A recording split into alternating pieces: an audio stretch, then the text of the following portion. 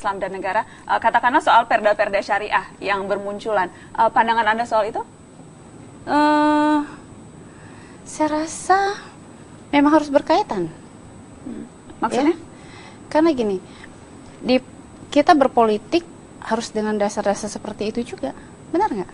Seperti apa, Mbak? Maaf. Misalnya kita tentu ada ajaran-ajaran Islam yang harus melekat juga gitu kan, kita hidup juga seperti itu. Jadi saya rasa itu lebih ke sikap partai Anda sendiri P3 terhadap munculnya perda-perda syariah seperti apa? Apakah memang mendukung, merasa itu memang yang dibutuhkan masyarakat, atau melihat itu sesungguhnya tidak diperlukan? Sampai ke dalam situ saya tidak terlalu bertanya kepada ketua saya, karena itu artinya mereka punya pertimbangan sendiri gitu. Mereka punya pertimbangan sendiri. Saya juga tidak mau terlalu ikut campur ke ranah sisi situ ya gitu. Artinya buat saya nggak, ini kan pandangan politik partai yang Anda bergabung begitu. Ya. Anda tidak merasa itu bagian yang penting untuk Anda ketahui? Penting gitu. Saya melihat ya apa ya, saya perlu mengetahui tapi saya tidak mau terlalu ikut campur ke sana gitu. Misalnya saya masuk ke pertanian, saya masuk nanti ke sekolahan, seperti itu. Ke pertanian itu jadi maksudnya Anda menemui para petani? Selain itu saya juga mengadakan lahan. Maksudnya mengadakan lahan? Jadi saya mempunyai lahan juga di sana. Saya sekalian juga saya berbisnis di sana, padi, tetapi melibatkan masyarakat di sana. Artinya terpilih tidak terpilih itu urusan saya dengan itu urusan Allah gitu kan, garis tangan saya.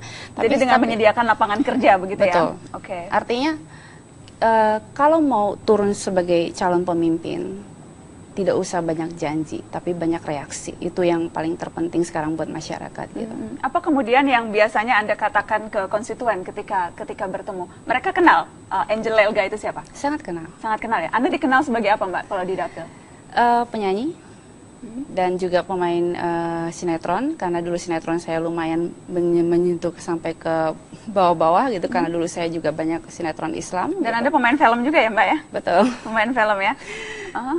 Ada film Anda menarik nih, Mbak, di tahun 2009 Susuk Pocong, kemudian di tahun 2010 Rintihan Kuntilanak Perawan, di tahun 2011 Pelukan Hantu Janda Gerondong. Iya. 3 film itu.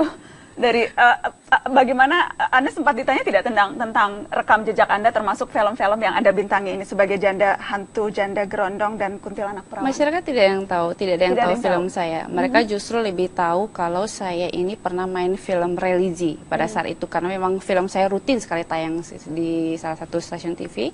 Ingat sempat beredar foto-foto Anda ketika masih dulu aktif di dunia hiburan. Itu terganggu tidak Anda dengan image Anda ketika kemudian disebarkan sekarang?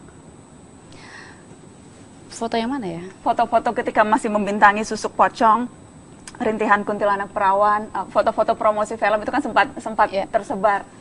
Kalau cuma hanya modal tampang saja, mendingan tidak usah, karena kita turun pun tidak gampang. Untuk menyentuh hati masyarakat pun itu sangat tidak gampang. Dan saya setuju sekali seperti itu, karena itu saya katakan kita harus punya kemampuan dulu.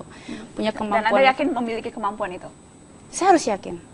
Saya harus yakin. Kalau tidak yakin ya kita kan bertarung. Sekarang ini sampai April ini kita bertarung. Saya harus yakin gitu. Sudah punya rencana akan nanti kalau terpilih akan berada di komisi berapa, akan melakukan apa, tugas-tugas apa? Masih terlalu prematur saya bicara. Nanti mungkin setelah saya sudah terpilih, nanti kita bicara lagi. Tapi minatnya di mana, Mbak? Misalnya di yang Anda, sesuatu yang Anda tadi kan juga belum sempat dijawab secara konkret begitu ya, apa misi, visi, apa agenda yang ingin Anda usung? Nanti kalau sudah duduk di DPR, apa yang akan Anda lakukan dan idealnya itu di komisi berapa? Sekarang masih berubah-berubah sih di pikiran saya. Masih berubah-berubah? Saya masih harus betul-betul memahami kondisi masyarakat yang di dapil saya. Tapi kalau memahami kondisi dan tugas DPR, itu kan besar sekali. Itu tidak mungkin saya bisa lewati dalam 1-2 bulan, karena itu luas sekali.